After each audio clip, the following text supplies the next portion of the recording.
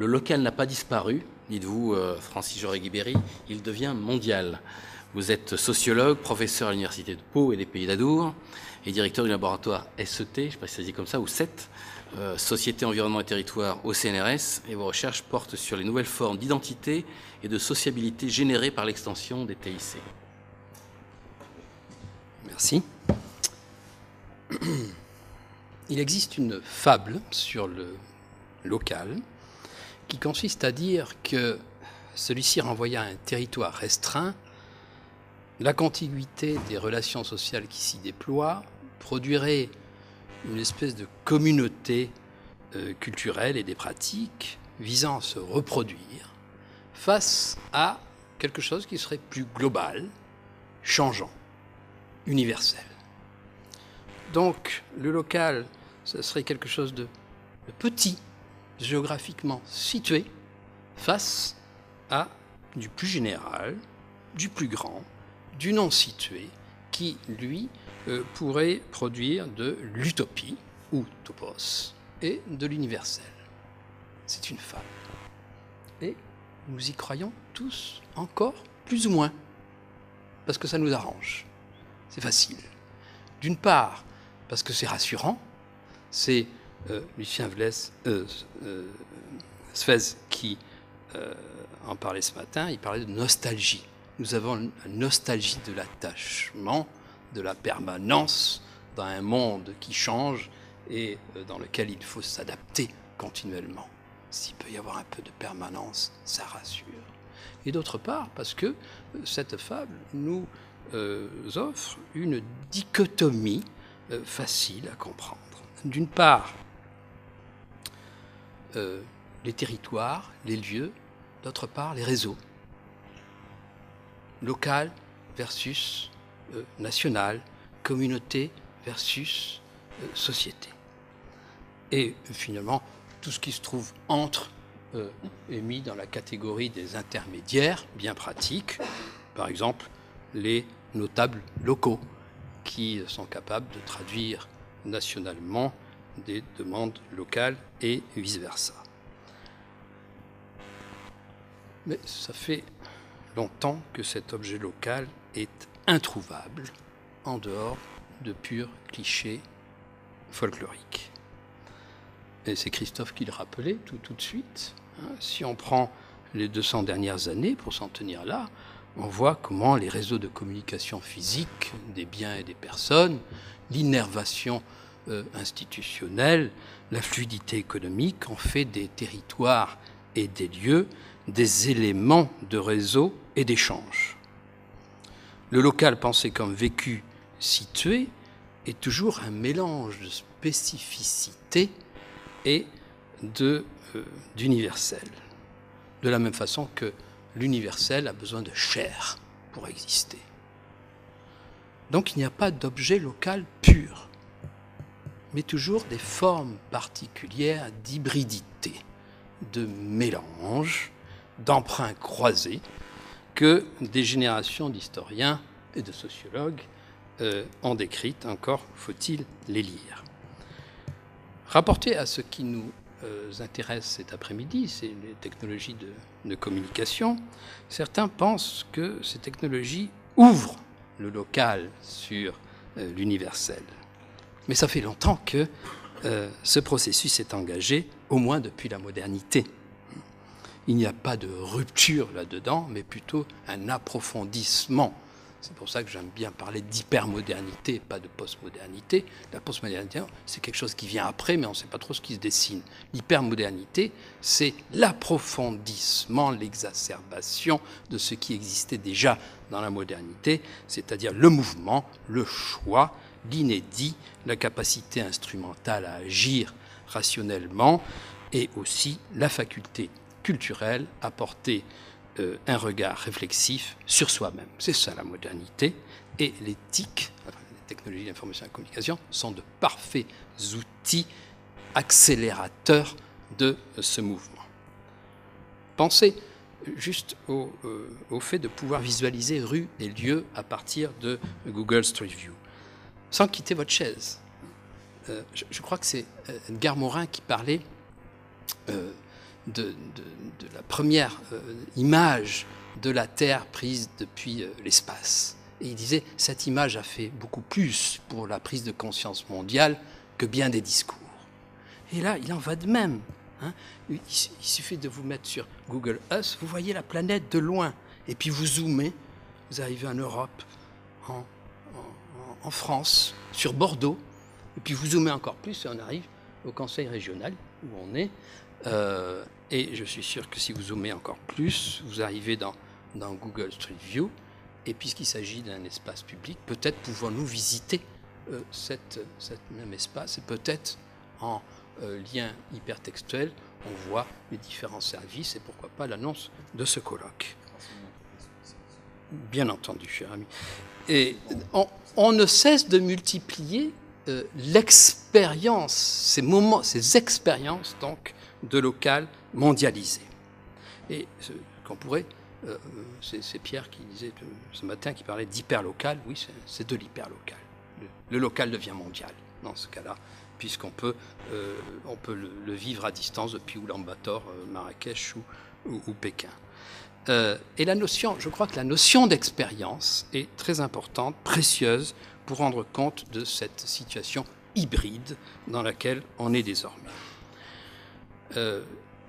Il y a deux dimensions dans la notion d'expérience. La première, c'est ce que nous recevons, ce que nous percevons de notre environnement qui se présente à nous, qui est déjà là et que l'on reçoit. Hein. Et d'autre part, c'est ce que l'on en fait. L'expérience, c'est à la fois la façon dont on reçoit le monde tel qu'il se présente et ce que l'on fait de lui. La question qui se pose étant alors la suivante: de quoi est faite notre expérience de ce monde de plus en plus hybride dans lequel nous sommes désormais entrés et à quelle question inédite elle renvoie? Et je vais essayer d'y donner quelques éléments dans les 15 minutes qui me restent. Premier constat, nous venons de voir que le monde lointain est désormais accessible à distance, donc le binôme espace-temps dans lequel le raccourcissement de l'un, c'est-à-dire la distance, était égal à l'économie de l'autre, le temps, et qui est à la base de l'urbain, s'en trouve relativisé. Je saute. Deuxième constat, le monde que nous expérimentons dans la proximité physique est désormais bavard. Capteurs et puces électroniques distribués dans notre environnement, RFID collés aux objets, systèmes de géolocalisation nous informent en temps réel et de façon de plus en plus constante sur notre environnement, sur je ne sais pas quoi, sur l'état de la circulation, la pollution de l'air, le nombre de vélos disponibles dans tel endroit. Bref, il suffit de pointer son smartphone sur un édifice public pour savoir quand est-ce qu'il a été construit, habité, si on peut le visiter, combien vaut le billet d'entrée, etc. Dans les sociétés traditionnelles, les éléments de l'environnement étaient dotés d'une âme, mais ne parlaient pas. Ou alors indirectement par le chaman ou par le sorcier. Les sociétés industrielles ont vu le désenchantement de ce monde. Et nous rentrons désormais dans une société où les éléments n'ont plus d'âme, mais ils nous parlent désormais au point d'être bavards. Grâce aux technologies, ils déclinent leurs caractéristiques, nous informent de leur disponibilité, nous suggèrent des types d'utilisation, de parcours de consommation. Donc à notre environnement situationnel classique se mélange un environnement informationnel, nouveau, médiatique, et une information omniprésente, à portée de clic, selon les lieux où on se trouve, colle désormais à tout objet. Mais juste une précision en disant qu'il ne s'agit pas d'une couche médiatique qui se surimpose à quelque chose qui serait de l'ordre du réel, une surface de base. Les deux se mélangent et il est plus possible de penser les deux séparément. Dans nos déplacements, eh bien, on a de plus en plus à faire, on se sert des GPS, on se sert des comparateurs de prix s'il faut acheter quelque chose, on prévisite les lieux où on va avec Google Street View, que sais-je, ce genre de choses. La question qui se pose est de savoir à quoi l'on donne la parole et qui la donne. Ou, dit autrement, quel type d'infrastructure informationnelle les responsables politiques territoriaux vont programmer. Pour l'instant, force est de reconnaître qu'ils les confient à des cabinets d'experts et les décisions, finalement, appartiennent à des techniciens dont la logique n'est pas toujours celle des utilisateurs et spécialement ouverte à la participation citoyenne. Mais on peut imaginer d'autres formes, évidemment, participatives à partir des attentes et des expériences des usagers. S'ouvre alors un énorme chantier d'écoute, de participation croisée, de collaboration, de mise en design de la réflexivité citadine et sans doute de futures luttes pour savoir qui décidera de quoi les lieux devront parler. Et c'est toujours Sfez qui, ce matin, parlait de lutte. Il y a 40 ans, que deviennent les luttes? Eh bien, en voilà une. Voilà un enjeu social. Qui va décider de ce dont parlent les lieux au niveau des infrastructures? Pour ce qui est de la langue employée, pour l'instant, force est de reconnaître qu'il s'agit d'une langue de type utilitaire, fonctionnelle, délivrant des informations très efficaces, utiles, rentables, mais peut-être que le risque est de faire de l'espace urbain un espace très fonctionnel qu'il s'agit d'utiliser ou de consommer au mieux. On peut se poser la question de savoir s'il y aura encore des lieux, des endroits dont on pourra faire l'expérience à partir de nos seuls sens, de notre propre intériorité, de notre propre subjectivité. Est-ce qu'on pourra encore s'arrêter, flâner, perdre du temps, se mettre dans un embouteillage sans être décalé, voire incivique? Il est en train de se créer des irréversibilités. C'est d'ailleurs de la même façon qu'il y a l'irréversibilité de la connexion quasiment perpétuelle et immédiate. Si vous ne répondez pas immédiatement à votre téléphone portable, vous devez vous justifier. Peut-être que dans quelques années, on devra se justifier de ne pas être géolocalisé. Il faut penser à ces irréversibilités. Et ceci renvoie à la seconde dimension de l'expérience. Que fait-on de ce monde, et en particulier de ce monde qui nous entoure immédiatement, c'est-à-dire du local? Alors, au moins deux grandes logiques peuvent être distinguées. J'ai combien? Bien, c'est pour aller très vite. Alors, sur la première logique, je vais passer rapidement parce que vous la connaissez, elle est instrumentale et consiste finalement à se saisir de ressources accessibles localement. C'est-à-dire que le canton, la ville, la région, le quartier sont vécus comme une offre localisée que les technologies d'information rendent encore plus visible.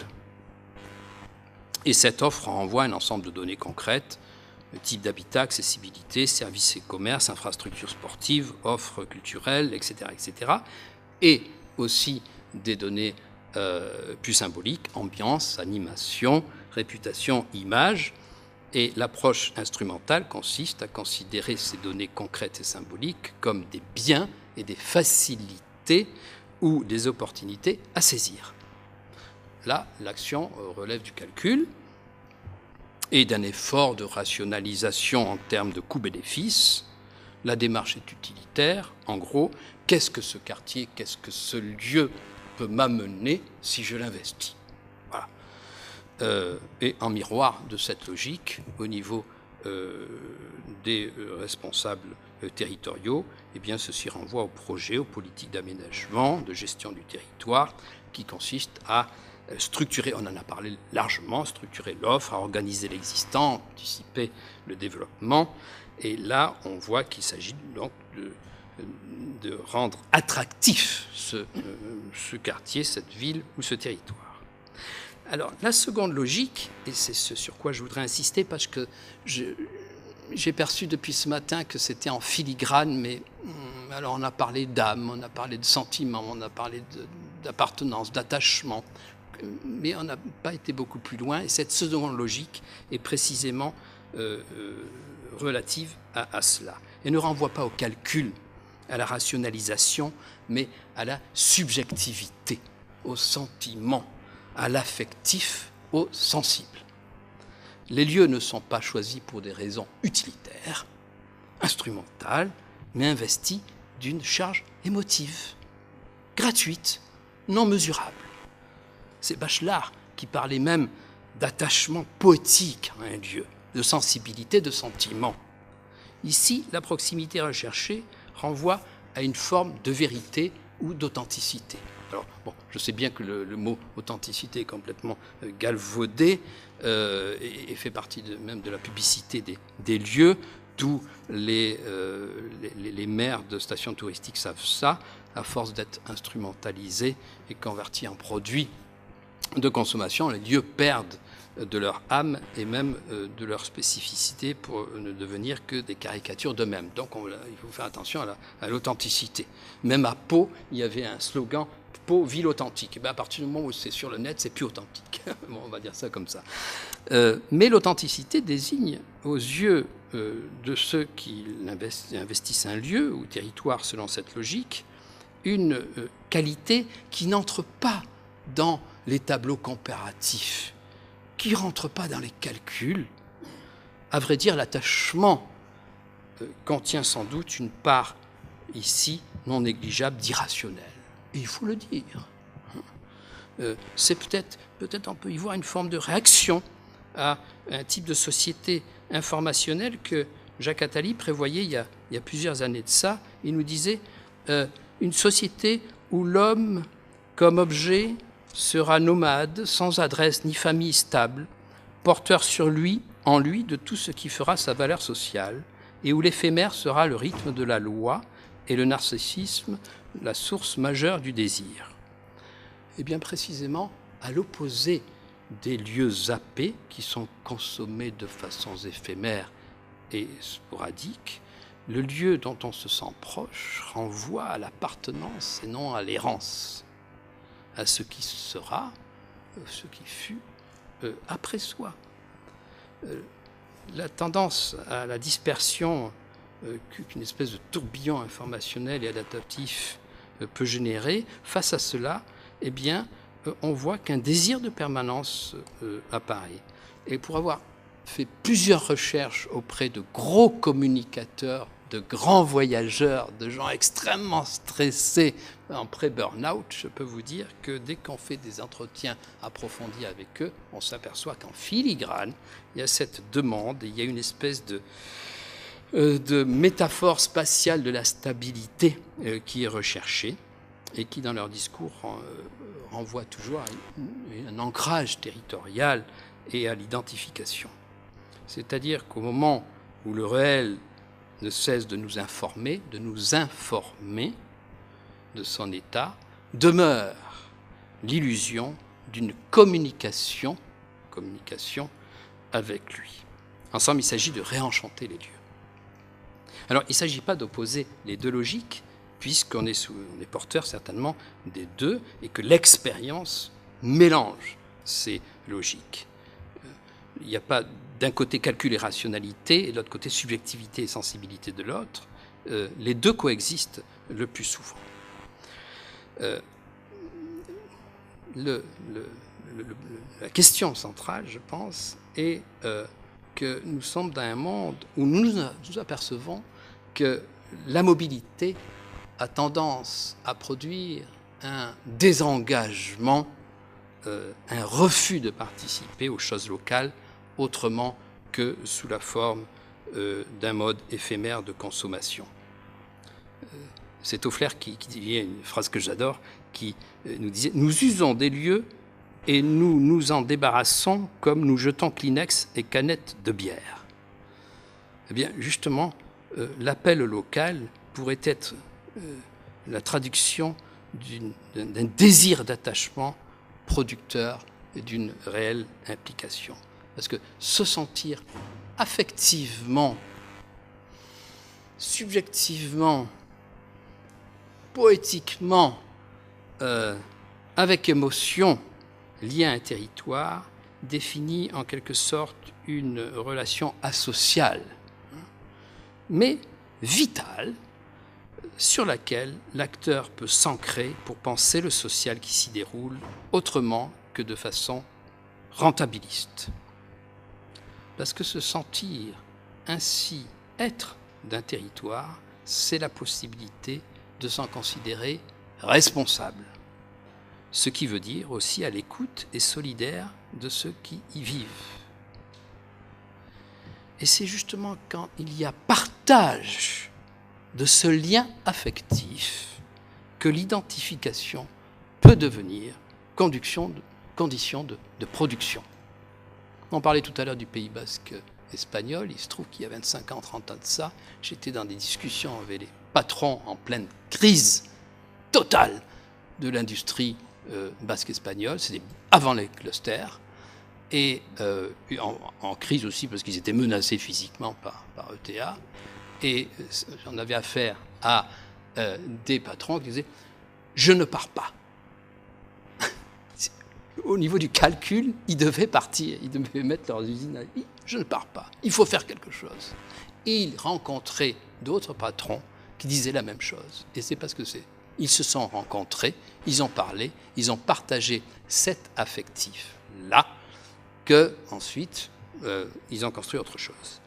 Donc, il ne s'agit pas de revenir au local pour y vivre un enfermement communautaire, concomitant d'appartenance à des réseaux universels, mais de vivre le local comme un élément de renforcement de la personnalité, permettant à l'individu de se concevoir comme acteur. Voilà, c'est cette dimension affective, c'est cette impensée de la mobilisation sur lequel je voulais mettre l'accent. Merci.